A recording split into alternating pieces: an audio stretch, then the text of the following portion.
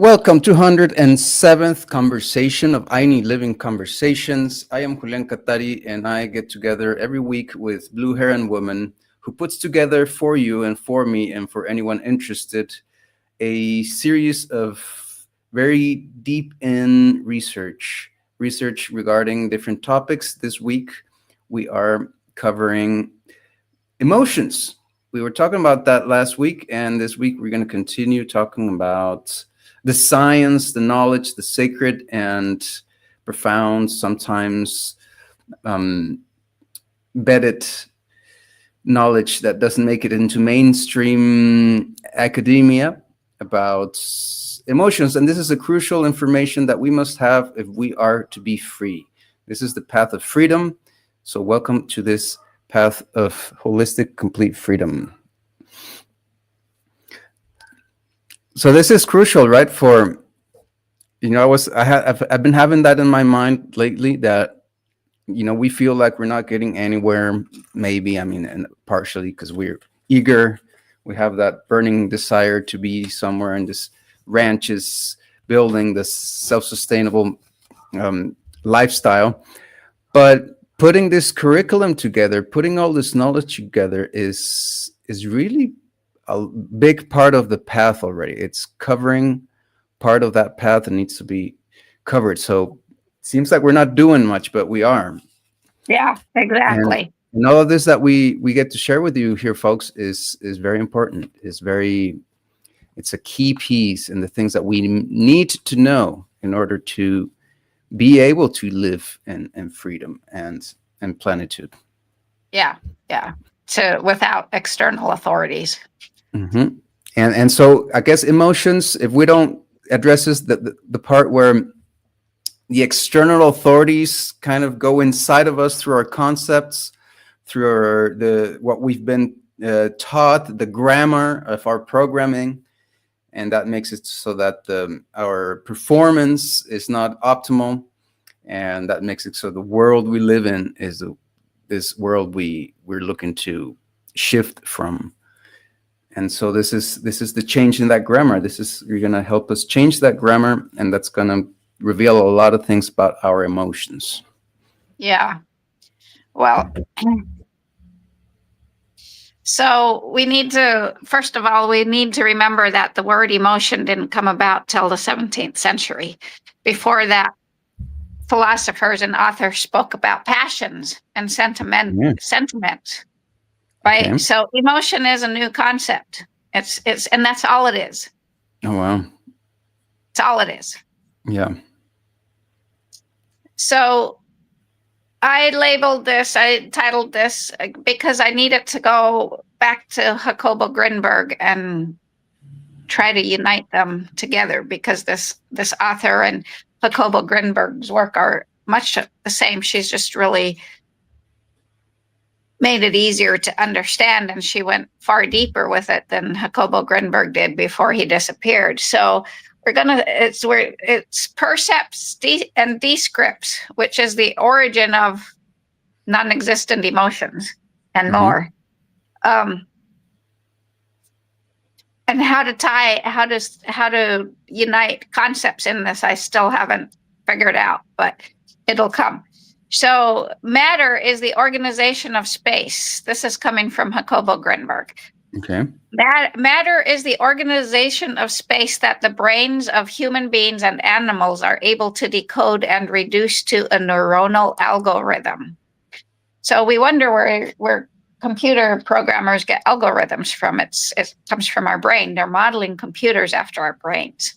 Yeah, totally. And neural net. So the difference between space and matter is a product of neuronal or nerve activity, which would be our body budgeting regions and some more. Mm-hmm. So the objects that we see are brain materializations of space. Say that again. Mm-hmm. The objects that we see are brain materializations of space. The world around us is nothing but space, and our brains materialize all these forms. Okay. Mm-hmm. And space is we've already talked about that. Space is a fabric, is a fabric of pure feminine eros with masculine logos. It's or father, mother time, father space, or however you want to say it. But it's this fabric of these two energies that constantly dip and weave in and out of each other. They're not separate. They're differentiated, but they're not separate. Mm. So light, from a purely physical point of view, has an electromagnetic or photonic nature. Sound is changes in air pressure that are transmitted as waves. And cold is a decrease in kinetic energy. Heat would be an increase in kinetic energy, so movement, right? Mm-hmm. So the external world in all its physical characteristics is a soup of information. Okay. It's information, but it's something that's in the process of formation. Okay. Informational energy in which we humans live. So there's this tapestry of this pure feminine eros, logos, passion, sentiment, which is stopped by the male rationality, the logos, to become informed, right? So yeah, it's how can I put it any simpler? I don't know that I can. Wow, we're following you. I mean, it's this kind of info has been coming up, at least for me, and I mean, it makes sense. It's not any longer. So we're not so foreign to this anymore. Right. Yeah, I know. I'm just thinking of the people that just don't know. This is the neuronal field. Is this the unified field is actually what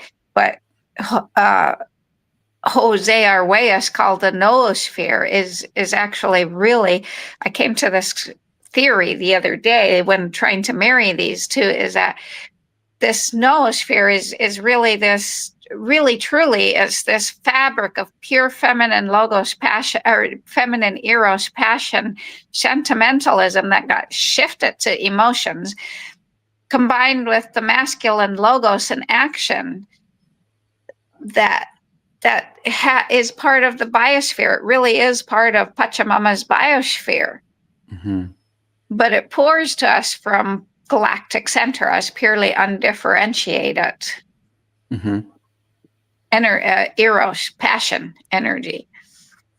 Yeah. How somewhere, as Jacob Rael, the Native American, said, somewhere in the biosphere is, he said it's Jose Arguelles made reference to the Van Allen belts. There's this masculine energy, this masculine logos that stops it and is able to transform it into not the masculine doesn't transform it.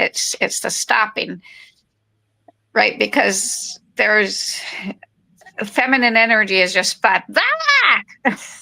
That's why there's a book called "Women Are Like Spaghetti, Men Are Like Waffles." Because if you look down at a waffle, it's got blocks, right? Boxes. Yeah. And men like to spend time in one box at a time, whereas women are like a plate of spaghetti, all over, interconnecting. Yeah. So somewhere there's this stopping point where this spaghetti meets the box to create reality. Okay. Wow. To create matter. The masculine and the feminine present in the essence of the cosmos itself as it manifests into our reality. Mm-hmm. Yeah. That's where I'm trying to get with simplicity. Right. So everything we experience starts from the way our neural field, our nerve field is structured. It's all in our nerves. Mm-hmm. And this is where the orgasmic energy, the orgone energy comes into play. And we're going to talk about that.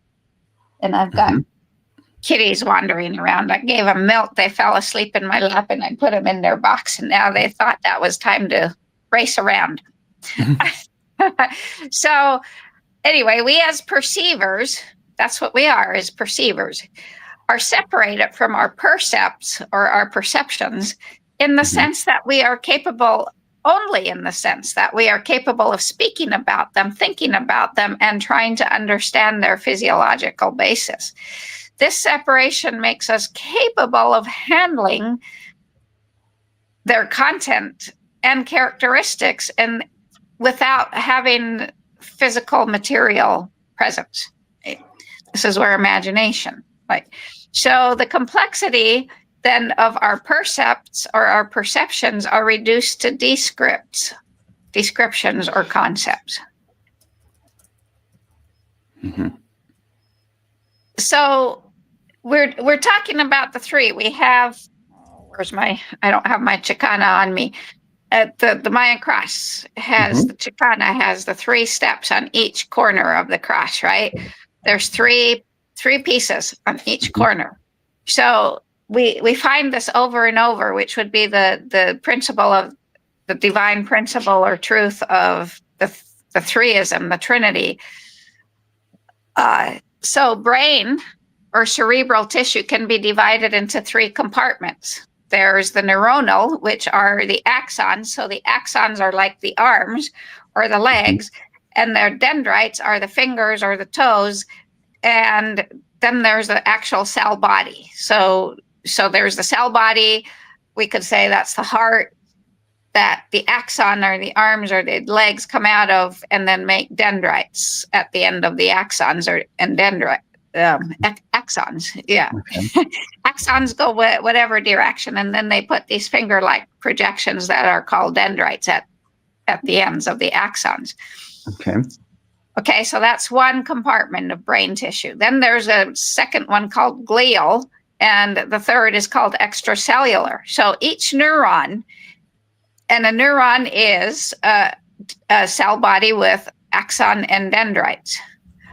Axon or axons, it can have many, so each neural cell, each neuron is surrounded by a population of these glial cells.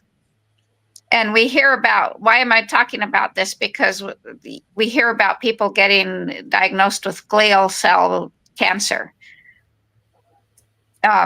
So they're not that unknown. So the glial cells participate in the electrical activity of the brain.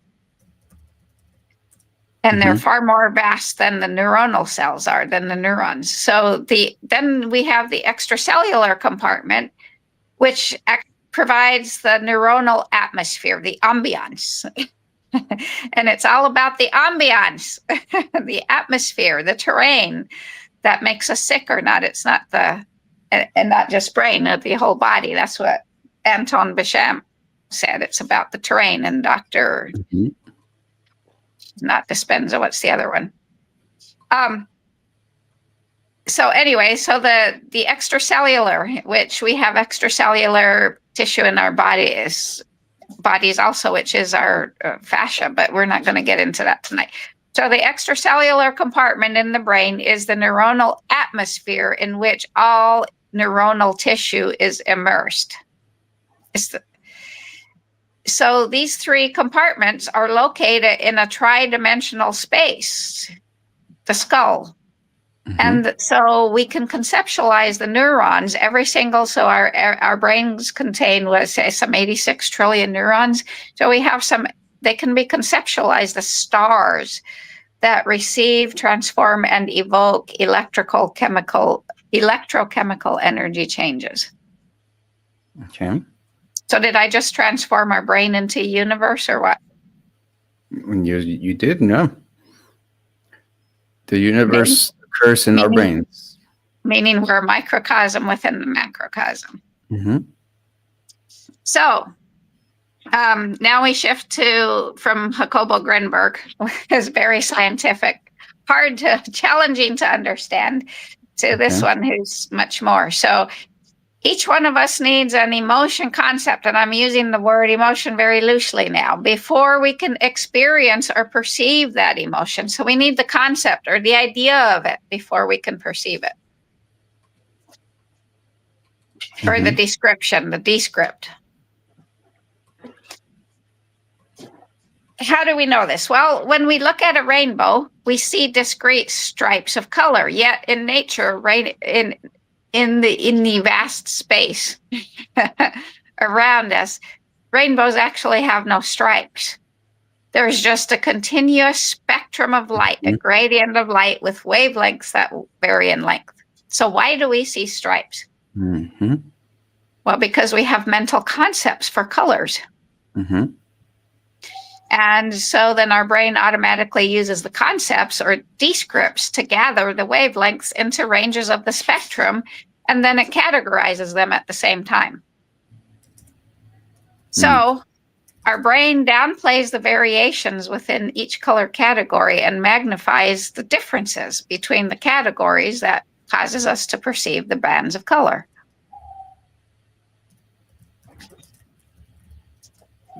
Human speech is also continuous, a continuous stream of sound. Yet when we listen to our native language, we hear discrete words. And see, that's the hardest part about learning a new language, especially with Spanish, since y'all talk so freaking fast, is I hear the stream of sounds. I don't hear the difference in the words. Because you don't have, those concepts are still not in you. Mm-hmm. Yeah. So once again, our brain uses concepts to categorize this continuous input. Beginning in infancy, so for learning Spanish, I'm an infant, right? For anyone learning English as a second language is an infant. Anyone learning any is their brain. Our brains are and neurons are in infancy stage here. So beginning in infancy, we learn regularities in the stream of speech that reveal the boundaries between the smallest bits of sound that we can distinguish. Mm. Then these regularities become perceptions that our brain uses later to categorize the stream of sound into syllables and words. So that's now it makes it easier to understand why it's challenging to learn a new language, because I'm in the infancy stage. Oh, That's why, right? It was good to sit in Peru and listen for hours on end to Spanish being spoken around me, because it gets it. Oh yeah, that's the best exercise. Yeah. So this remarkable process is filled with challenges because the audio stream is ambiguous and highly variable. And I can say an absolute yes to that, listening to a Spanish speaker. So sounds, both vowel and consonant, vary with the age, sex, and size of the speaker, as well as the context within the same speaker. So an incredible 50% of the words we hear cannot be understood out of context or when presented in isolation. Think about that. Yeah. So, and using then our concepts, our brain learns to categorize, or maybe our descripts. Like I said, I'm figuring out how to marry these terms. Our brain learns to categorize, constructing phonemes in tens of milliseconds within all this variable, noisy information. And phonemes would be the smallest portion of sound, right? That ultimately permits us to communicate with others. So everything we perceive around us is represented by concepts or descripts, or is it the perceptions that get reduced to in our brain? Without these concepts or precepts or the descripts, whatever word we want to use, all we'd experience is a world of ever fluctuating noise, because all sensory information is a massive, constantly changing puzzle for our brain to solve. So each time we experience emotion or are categorizing it in others, we're again categorizing with concepts, making meaning of sensations other than pleasant versus unpleasant, desirable or undesirable, from our interoception inside our bodies and our other five senses. So categorization constructs every perception, thought, memory, and other mental event that we experience. So of course we construct instances of emotion or passion or sentiment in the same manner. One theory is that a concept is represented in our brain as the best example of a category, making the representation a prototype. And scientists have found that the prototype doesn't actually need to be found in nature or reality, yet our brain will still make a prototype. So then emotion prototypes would be constructed also. So who made the first prototype of anger? It makes very hard questions sometimes. Yeah. First prototype of anger. Yeah. I can't think of it. No, nobody knows. Yeah, okay. We don't know. We don't know. But I'm asking that question. Who is the one that made the first prototype of anger? Okay. Again, thinking to the fact that we're so controlled by one person's prototypes. Mm-hmm. So concepts are not fixed definitions in our brain. Okay, so I said that emotion prototypes would be constructed also.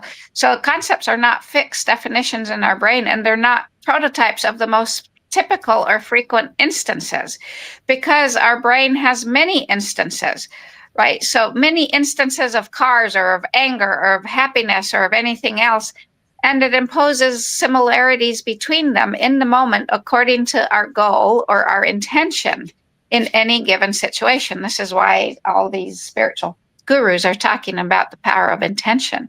Same thing is a goal. Same difference, goal versus intention. So our brain does this in the moment according to what we want to get out of our goal or intention. So goal-based concepts are super flexible and adaptable to every situation. And concepts are not static. They are malleable and context dependent, because our goals can change to fit the situation. So context would also be situation. Same difference.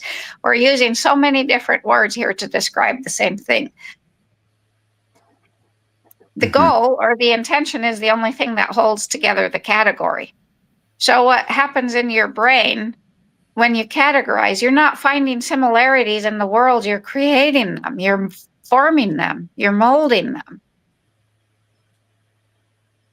When your brain needs a concept, it constructs one on the fly, mixing and matching from a population of instances from our past experiences to best fit our goals in the particular situation. That's why it's so important to know what our intention is with anything we do.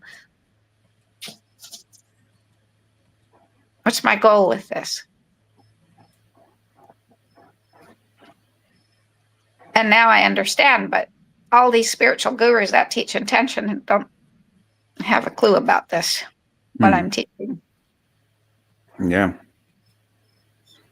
Yeah, it's all about the going deep into the depths and not staying in the shallow. Yeah. So here is the key to understanding how emotions or passions or sentiments are made. And I really like the word sentiments, because when we talk about slow sex, we're stripping down everything we know about sex that we've been taught to listen to our sex, which is interpreting what comes through our skin, as senses or sentiments. Mm-hmm.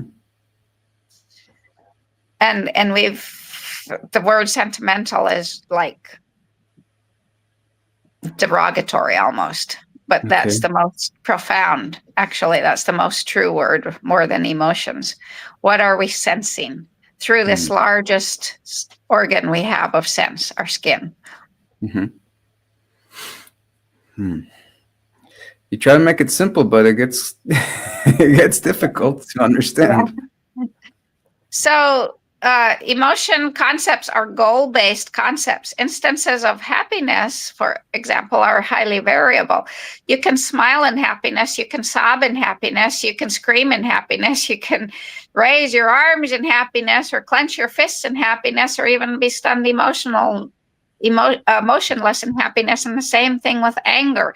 This is why there is not, the classical definition is, the classical view is that there's an emotion, there's a biological stamp for each emotion, and there's not.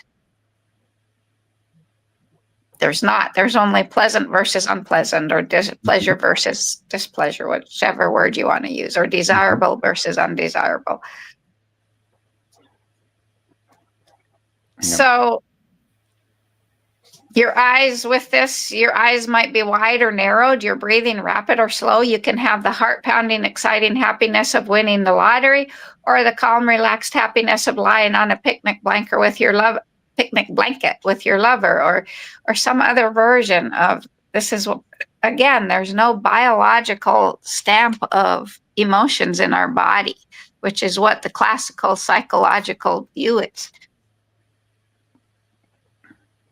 We've also perceived many other people as happy or sad or angry in various ways. So altogether, this motley assortment of experiences and perceptions can involve different actions and inner body changes. They may feel affectively different, and they can, which is the pleasant versus unpleasant, right? Mm-hmm. And then they can also include different sights, sounds, and smells. So, however, in our bodies, to us in the moment, these sets of physical changes are equivalent for the same goal. So our concept of happiness in the moment is centered on the goal or the intent, binding together all the diverse instances from our past. So where do emotion concepts come from? And that's just what I just said is we need to go deeper on, but I don't know that there's any scientist that has gone deeper than that on it. Or that the only way we can go deeper is to tune in. That's a very good thing. Yeah. Let me send these kids back to their milk bowl. They forget where it is. So, where do emotion concepts come from? Well, the human brain, it turns out, bootstraps a conceptual system into its wiring within the first year of life. This system is responsible of the wealth of emotion concepts or sentiment concepts that we now employ to experience and perceive sentiments or passions or emotions. The newborn brain has the ability to learn patterns, which is a process called statistical learning. Mm-hmm.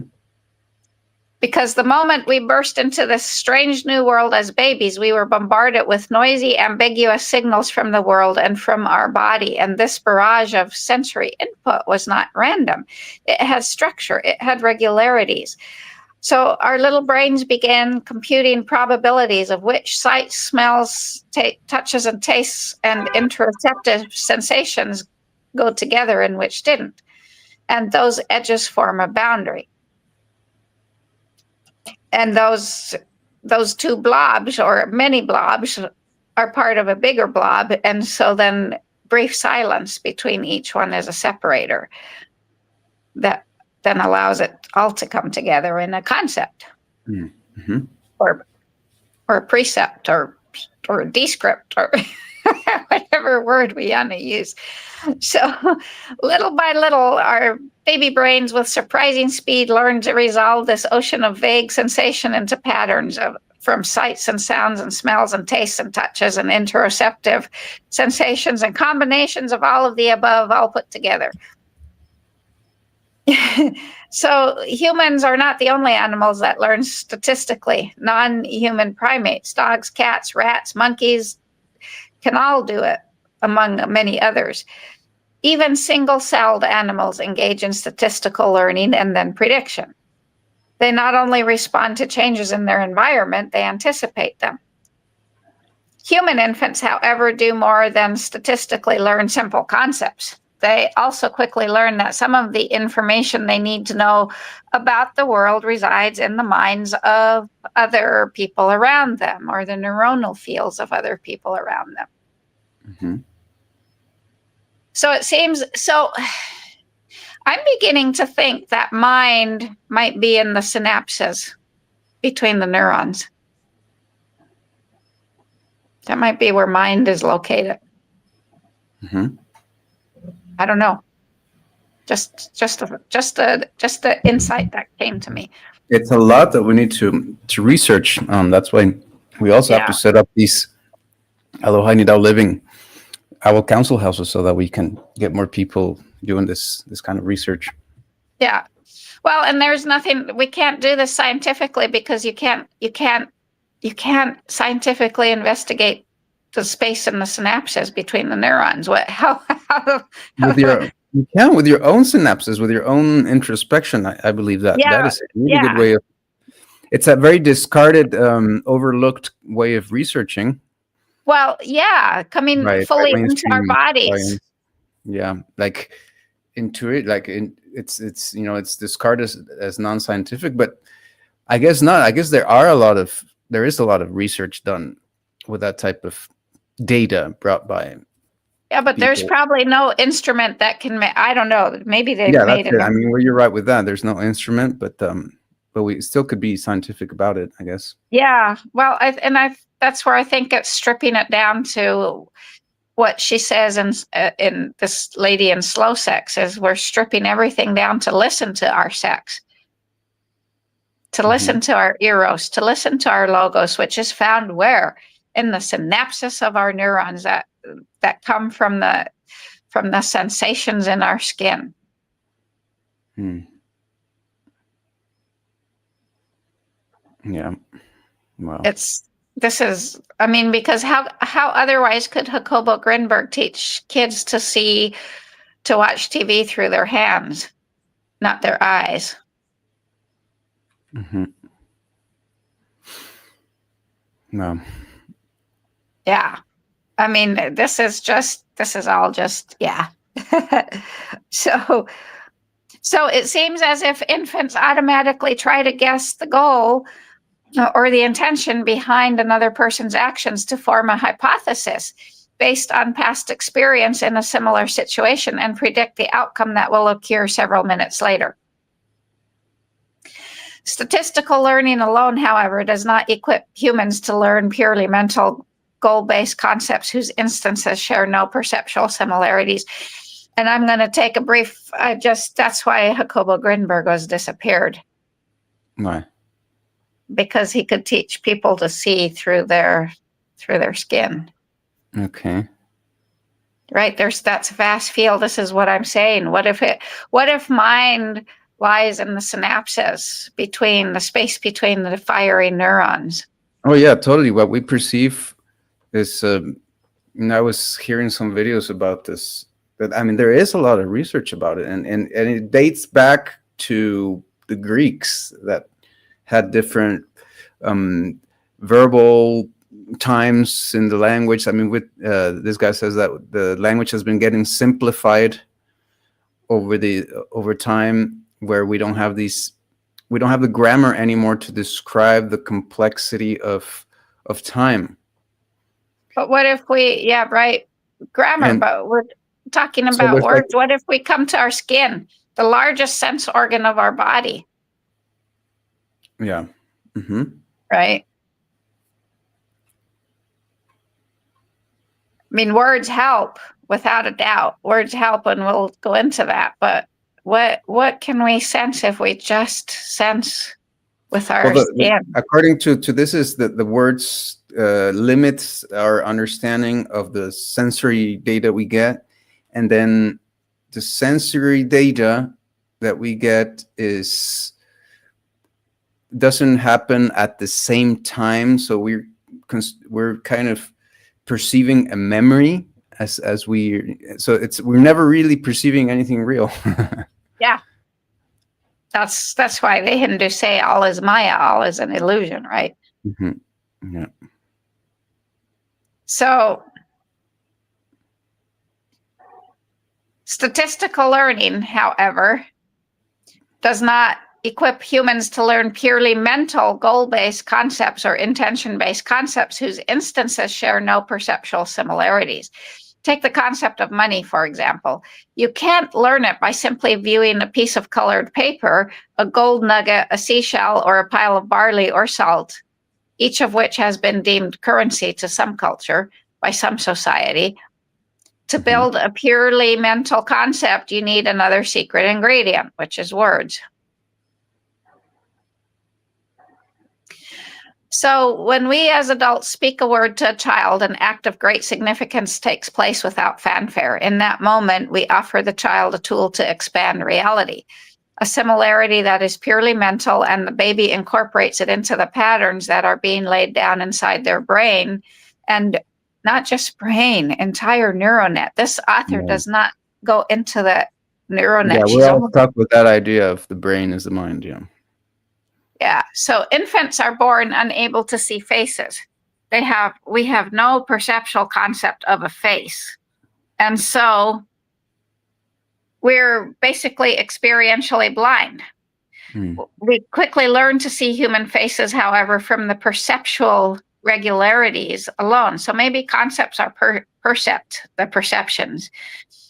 Two eyes up top, and Jacobo Grunberg said percepts are huge, and they get filtered down into descripts, which would maybe be the words.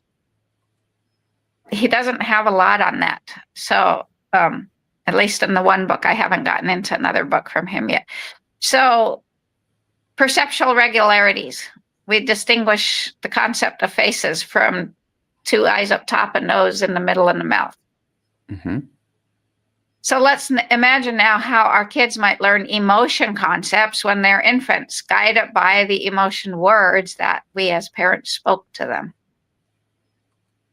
even learned in utero. So let's take a kid sitting in a high chair, a baby sitting in a high chair at the table. Sometimes we spit out food. Sometimes they tip the bowl over with a smile and throw it on the floor or put it on their heads or something. All these physical activities are accompanied by different facial movements, especially if they're watching us, right? Different changes in their body budget to meet the physical actions.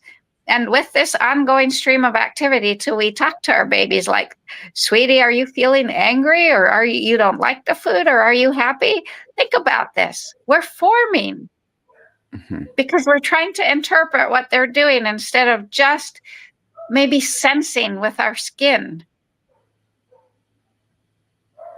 what they're telling us with this behavior. Instead, we're supplying them with words to create a mentalism that doesn't mean anything, really. This is pretty profound. The more I talk about this, when I was writing it, it didn't even know that I'm talking about it. It's like, well, this is really, you program your kids, you literally program your kids to be exactly as you want them to be instead of allowing them to be who they are. Just like now you're letting us know that you can sense through the skin. And I bet that with that, people are going to be able to open a whole new portal of understanding. Because if you're never told, never hear about it, how would you ever? I mean, it's still there, but but once you're, I don't know, that's kind of where when you read about it, hear about it, it's like you've got the language now to be able to fully allow that to be real in you. Yeah. So whatever streams of words we use is over time is how they statistically associate diverse body patterns and contexts with the sounds of angry or happy, and so they bootstrap the concept of anger or happiness into their neuronal field. So basically, we need to become very mindful of what emotion concepts we impose on our kids, and remember that we really have no clue of what state of pleasure or displeasure they might be sensing in their bodies. Mm-hmm. Right? And this is where Barry Long talks about when our world was young and we were encased in auras. We sensed. The thing is, we need to understand that our nerve fields talk to our baby's nerve fields. So maybe if we just let silence be between the two blobs of electron clouds, electron formations, instead of having to talk all the time. Maybe we would learn much more from each other that way. Yeah. So this is a rising field of study, and there's lots of room for experimentation. Mm-hmm. What is known is that as children grow up, and we have a vast plethora of words, so maybe if we could just learn to sit in silence with each other and let our nerves speak, then we'd hear words. Mm-hmm. Yeah. Instead of trying to say, "Are you feeling? What are you feeling?" Mm-hmm. I'm sensing you're angry. Why are you angry? And no, I'm not angry. I'm just right. So, what is known though is that as children grow up, they definitely form a whole conceptual system for emotion because we give it to them. Mm. Once they have the initial emotion concept, other factors become important. They come to realize that emotions are events that develop over time, that an emotion has a beginning or a cause, an impulse that precedes it. Like my mommy just walked into the room. And then there's the middle, the goal itself that is happening now, which is I'm happy to see her. And then there's the end, the consequence of meeting the goal, which is maybe she'll give me a hug. Mm-hmm. This means an instance of emotion concept helps to make sense of longer continuous streams of sensory input, dividing them into distinct events. And so now we're going to tie into the work of Wilhelm Reich and the function of the orgasm with its 4-beat rhythm. So there's the impulse, like maybe baby in the, okay, I'm going to refer to my kittens. They're the perfect teachers. They have been the most amazing teachers I have ever had in my life. Wow. Now that they get the impulse of me walking into the room, and they come running out, right? So they're aroused. The impulse. Now they're aroused. The tension or arousal builds. Or they heard me get out of bed. They might have even heard my alarm. Right? Mm-hmm. I don't know. There's that impulse, right?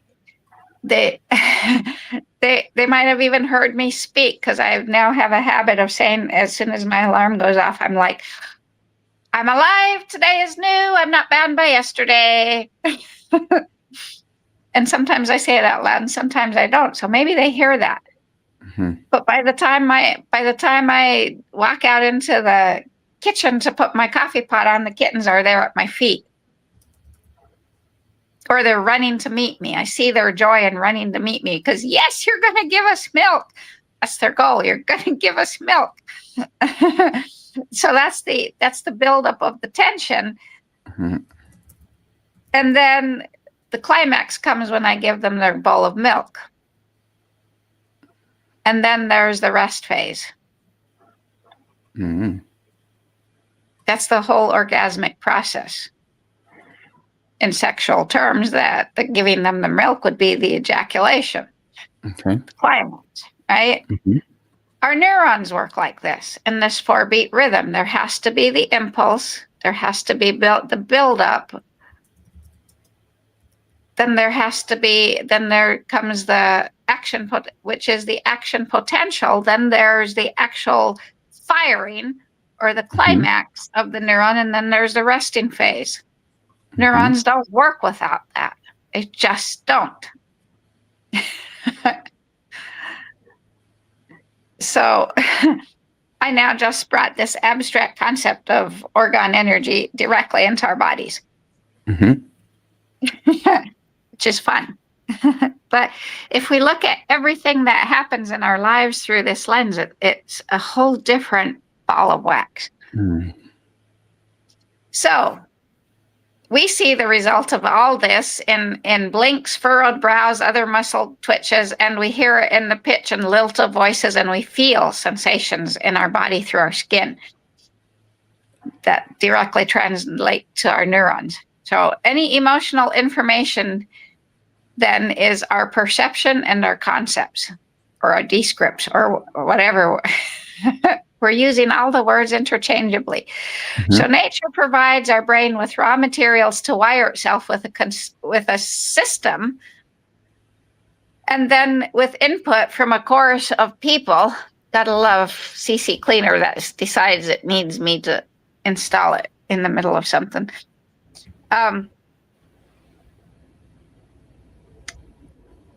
And then with input from a chorus of people who spoke emotion words to us.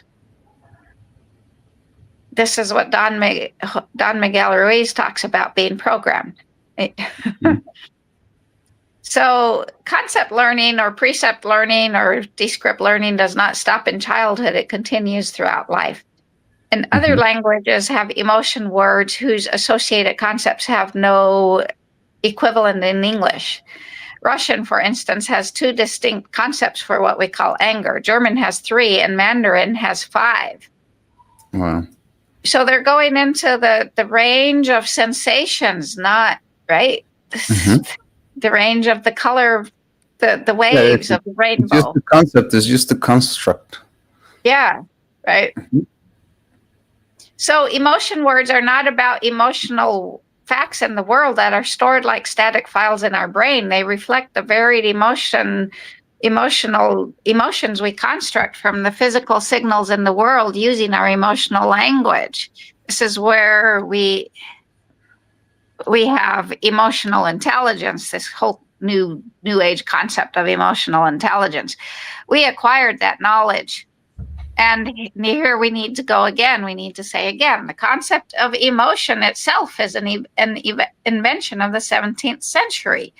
Before that, scholars wrote about passions and sentiments and other concepts. So we've bought hook, line, and sinker. Which dead white man decided to talk about emotions? Was it Sigmund Freud or Carl Jung, or who was it before them? Right? Once again, we're being ruled by one dead white guy, and I can guarantee you it was a white guy. So now I'm going to use the words passion and sentiments also, because pure feminine eros is passion.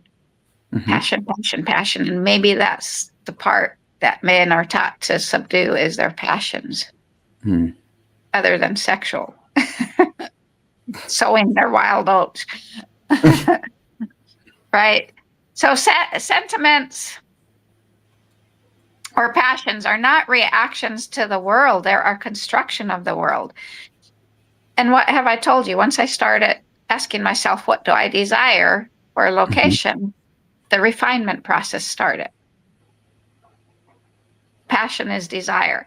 So once our conceptual system is established in our brain, we do not need to explicitly recall or speak an emotion word to create an instance of that emotion or that passion or that sentiment. In fact, we can experience and perceive a passion or sentiment even if we don't have a word for it. Go figure. All we need is a concept. How do we get a concept without a word?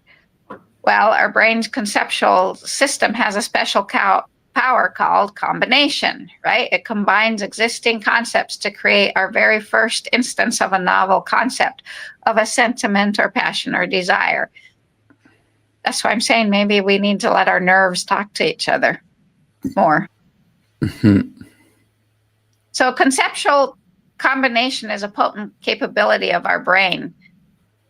Scientists are debating on the mechanisms responsible for it, and they pretty much agree that it's a basic function of the conceptual system, which allows us to construct a potentially limitless number of novel concepts from our existing ones. Mhm. So conceptual combination is powerful and is far less efficient than having a word. If you ask me for what I had for dinner, conceptual combination would have me say, well, I had baked dough with tomato sauce and cheese. Mhm. And this is much less efficient than saying pizza. But Mhm. yet there's a whole wide world of pizza. Mhm. That's far more than baked bread, tomato sauce, and cheese. Mhm. Right? So how does our brain make passions or sentiments or emotions? The diverse predictions of anger we have concepts for instance, give our brain the ability to select a winning instance of anger that fits the goal or the intention of the situation. So the winning instance determines then how we behave and what we experience, and the process is categorization. It takes a rich set of concepts to construct a passion or sentiment or emotion, as we've said. And so now we're going to investigate how our brain acquires and uses our conceptual system from our earliest moments as an infant, as well as how our brain makes meaning, which is one of the most extraordinary mysteries of the human mind, making meaning. So the infant brain is missing most of the concepts we have as adults. A newborn is experientially blind to a great extent. So the infant brain does not predict well, and babies must learn about the world from sensory input Mhm.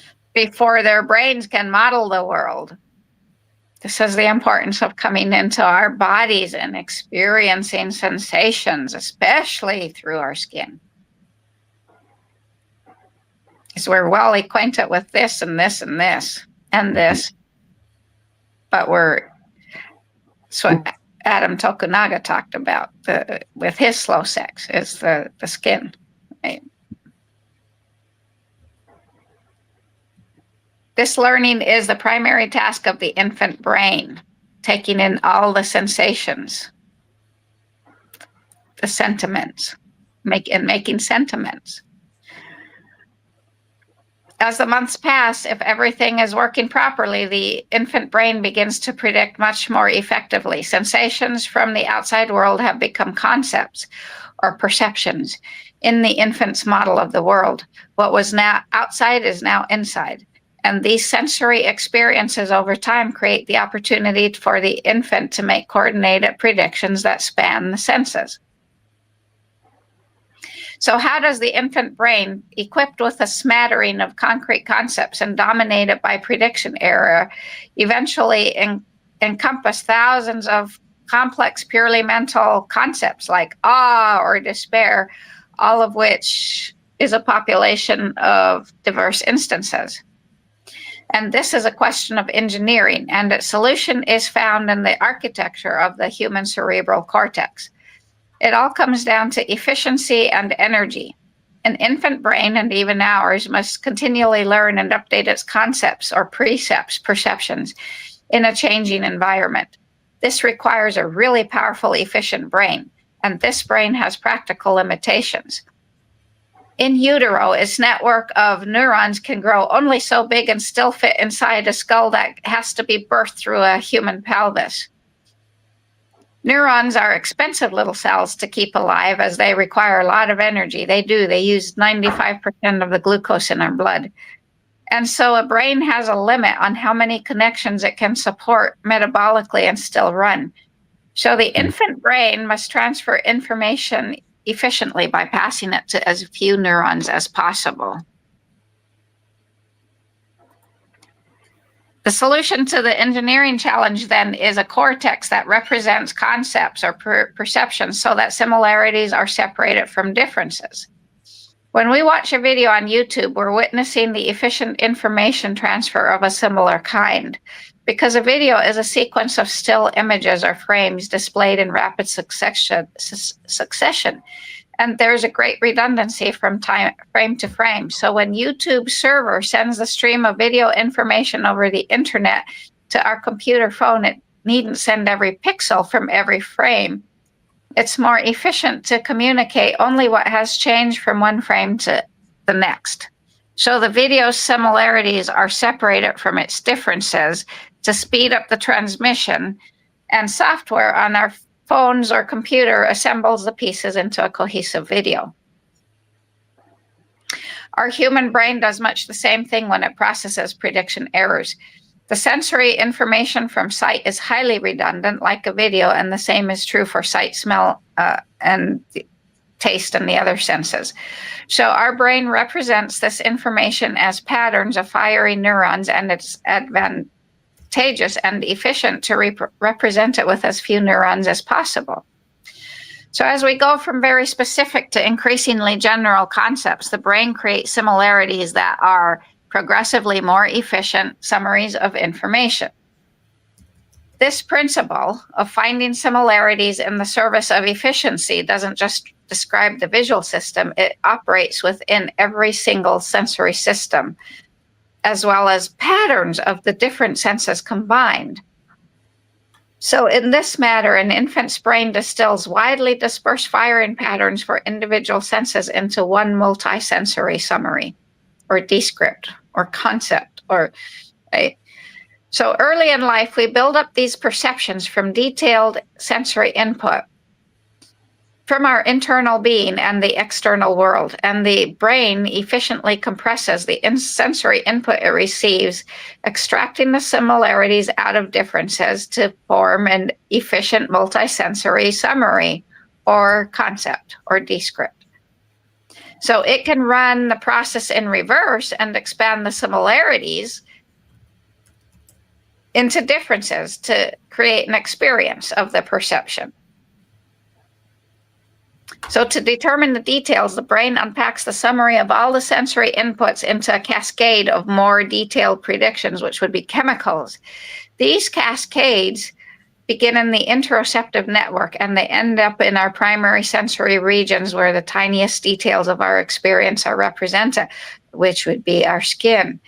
The cascade can explain why an instance of anger or happiness feels triggered rather than constructed. So we're always simulating instances of whatever emotion, anger, happiness, joy, whatever, before the categorization is complete. So that means emotions seem to be happening to us when actually, in fact, our brain is actively constructing the experience, which is held in check by the state of the world and our body. Well, The interoceptive networks that regulate our body's budget are launching the cascades of chemicals, the neurotransmitters. So every prediction we make, every categorization our brain completes is always in relation to the activity of our heart, lungs, metabolism, immune function, and other systems that contribute to our body budget. So scientists have known for some time that knowledge from the past wired into brain connections creates simulated experiences of the future, such as imagination. A neuroscientist says that our experiences are the remembered present. Our brain never categorizes 100% with only one concept and 0% with others. Our brain launches thousands of predictions simultaneously in every moment in a storm of probabilities. This is where the Mayans get the storm as one of their of the Nawals, right? mm-hmm. Because our brain, our nerves, our brain's always in a storm of probabilities and never lingers on a single winning instance. So each time we categorize with perceptions, our brain creates many competing predictions while being bombarded with sensory input. Which predictions should be winners? Which sensory input is important and which is just noise? Our brain has a network to help resolve these uncertainties, and this is known as our control network. This network assists in efficiently constructing and selecting among the candidate instances so that our brain can pick a winner. It helps neurons to participate in certain constructions rather than others and keeps some instances alive while suppressing others. However, the name neural or control network is unfortunate because it implies a central position of authority, and we're almost done. So it's as if the network were making decisions and conducting the process, and this is not the case. Our control network is more of an optimizer. It constantly tinkers with the information flow among neurons, ramping up the firing rate of some neurons, the firing rate, the orgasmic potential. You got it, right? The whole orgasmic process is the firing rate. And slowing down some others, which move sensory input in and out of our attentional spotlight, making some predictions fit while others become irrelevant. So this control network or optimizing network helps select between sentiment or passion concepts and non-sentiment, non-passionate concepts. So when we're watching a movie, our control network or optimizing network might favor our visual and auditory systems that transport us into the story. And then other times it, whatever, to the situation. Some scientists refer to the control network as an emotional regulation network. But from the brain's perspective, regulation is just categorization. So our prior experience has shaped the meaning of momentary sensations. This same miraculous process makes desire or passions, sentiments or emotions, and all this is meaning. This gives our world meaning. So if a tree falls in the forest and no one is present to hear it, does it make a sound? The common sense answer is yes, while the scientific answer is no, because a falling tree actually makes no sound. Its descent forms vibrations in the air, and the vibrations only become sound if something is present to receive and translate them, such as our ear and our brain. Mm-hmm. A sound then is not an event that is detected in the world. It is an experience formed when the world interacts with a body that detects changes in the air pressure and a brain that can make those changes meaningful. So without a perceiver, there is no sound. There's only physical reality of Pachamama. Another question is, say we're holding a red apple, is the apple red? Again, if we're looking at a red apple, the common sense answer is yes, while the scientific answer is no. Red is not a color contained within an object. It's an experience involving reflected light, a human eye and a human brain. So with this equipment, the eye and the brain in place, the experience of a red apple is still not a done deal. For the brain to convert a visual sensation into the experience of red, it must possess the concept of red.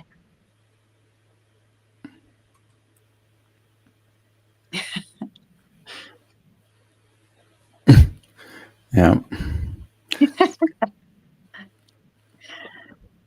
So these riddles invite us as perceivers to wrestle with these two conflicting points of view. On one hand, it seems that sights and colors and sounds and everything exist in the world beyond our skin, and that we detect them with our eyes that carry the information to our brains. The other is that the truth is that we do not passively detect things in the physical world around us. We actively participate by perceiving or sensing. An object might appear to transmit information to us about itself, to our brain, and the information required, but yet it doesn't, because the information required for us to experience that comes from our predictions. That is corrected by the light that our brain receives from the world. Mm-hmm. It gets complicated. It's simple and it's yet very complicated at the same time. So as I was trying to really marry Jacobo Grinberg with this more, this is where it really came to me that the fabric of our invisible reality is, I mean, we have a nerve tree. I've shown you this in our early years ago, 3 years ago, as I was building curriculum, right? the three Mhm. trees of our body: the vascular system, the neuronal system, and the fascia. So if we have a nervous system in our bodies, there is a nervous system in the space around us. Mhm. Wow. So everything's a nervous system. Well, there the nervous system, and then there's the blood system in our body, which would be the water system in Pachamama. Mhm. What would be the fascia? I don't know, but yeah. So yeah, this is really becoming so. The unified field is the nervous system of the universe, Wow. which comes from galactic center. Okay, so you left us in the depths here, and into a very big portal of so much more we need to explore and learn. But if we don't touch this, if we don't open the door, that's what we need to do. Open the door, and So don't be yeah, afraid of going in what's there. the bottom line of this? The space around us, every empty space area we see is filled with this giant nervous system, this nervous being, this neuronal being Mhm. that has points of so all these acupuncture points. Yeah, along it Mhm. that match Yeah. ours. So Mhm. we're and this being is in us and around us, and it's not a white two-legged god in the sky somewhere. Mhm. And I'm really getting this sense of this. Yeah. And we will be getting a lot more sense of it as the more we walk on this path. Yes. Yeah. Yeah. So, Okay, so what does that leave us for next week? What are we going to see next week? well, we're going to totally shift, and we're going to go into indigenous economies, which are relational economies, next week. Okay. This needed to be presented because I needed to understand it for myself to totally strip everything, like I said last week, that I've been doing, stripping everything down to the simple. First, let's experience the simple, knowing that there's only two feelings that we experience, and we can use a range of words for those. But it's right, pleasure, displeasure, desirable or undesirable, or pleasant or unpleasant, or love versus non, whatever words. But there's only two, and it's a gradient. So everything else gets stripped away, right? To the point where, okay, why when I'm feeding the goats and and it's just rained and it's a soupy mess, the ground underneath me is a soupy mess of goat poop and pee and mud, and there's goats crowding around me. Why am I feeling this? I would have categorized it as anger before. Now I can, if I just strip away and say there's really no such thing as anger, it's just a sense of displeasure or undesirability. And what's underneath it? Well, the fact is that my brain is making predictions that those goats are going to push me over and I'm going to end up being a muddy, soupy mess of goat poop, pee, and mud. And I don't want that to happen. Yeah. So I smack them with the feed bucket, which is the climax of this arousal tension state. And it's done. Now I can go into rest mode and be done and not have to experience that intense displeasure anymore. Whereas before I would have been like, man, why the fuck am I so angry?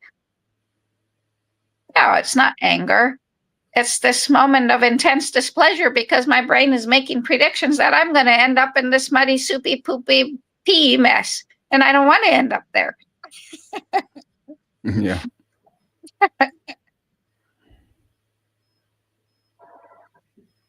So it's really been an interesting walk to start really stripping everything down and stop Stop this stupid concept of emotions, because remember it was and the passion. I really like the term passion, because feminine energy is pure passion, pure desire, that pure energy, pure passion. I want to share. I want to live. I want to see myself. I want to experience myself more. How can I experience myself more? By forming pigs, and by forming elephants, and by forming humans, and by forming trees. And that's all passion, not emotion. Wow. Yeah. Well, you said it, and it's clear. And now we are going to have a lot more tools to go by life and not get confused. It gives us a lot to think about, and a lot to stalk ourselves, to perceive ourselves, to be on that mode where we can actually make a lot of magic and do a lot of progress, and not falling into the traps of our own concepts that are wired to our emotion, to what we think are our emotions. Yeah. Or that our emotions are wired into us. No, they're not. They're concepts. And if we strip away the concepts, we can get down to the bare bones reality, and then create and then form new concepts. Yeah. Which is life is, people, spiritual gurus and stuff say, we're such a more oriented. Well, that's what life is. Life is always pushing us. This vital intelligence, this pure eros, logos, nervous network, the Nacht, as the Mayans put it, that surrounds us, that is in us, we can't breathe without taking it in. Is always pushing us to more, but it's not pushing us to create more shit, to buy. It's creating us. If we start stripping away these concepts that are so false that were created, to get down to the bare bones reality of listening through our skin, listening and sensing, we can create an even more richer world. Yeah.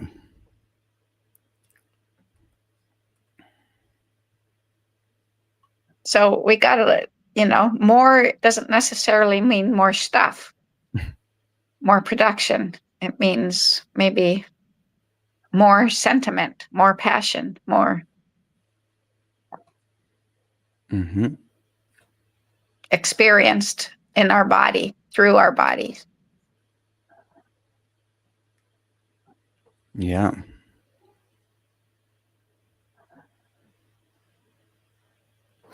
Okay, so the invitation for next week at the same time. This has been a very long conversation, and I think the most healthy thing is to we stop it so we don't get anybody bored. So join us next week at the same time, and we'll be seeing you with what subject do you think we're going to see? Indigenous economies. Okay. Indigenous relational economies. Okay, that's incredible. Already very happy to talk about that, and very happy if you can give us a like, if you can make a comment, ask us any questions, please do so, and go check out our website, alohaanidaliving.com, if you want to join this freedom process. With that, thank you for being here. Lots of blessings for everyone, and see you next week. Yeah.